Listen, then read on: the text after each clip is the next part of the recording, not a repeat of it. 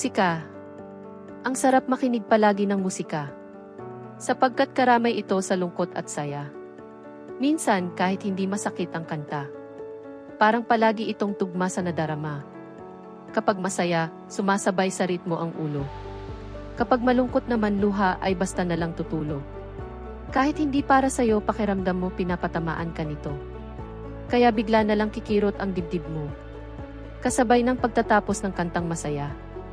Hindi rin nawawala sa isip ang liriko at tono ng kanta. Minsan pa nga ay napapangiti at nakakabisado na. At akala ay kaboses ang totoong kumanta.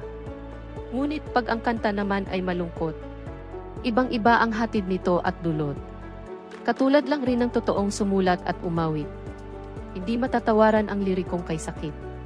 Pero kahit anong uri pa ng liriko ang mayroon sa musika, masarap pa rin pakinggan lalo na pag nag-iisa ka. Dahil lalo mong nararamdaman ang mensahe ng kanta. At lalo mong maisasabuhay ang bawat mensahe nito.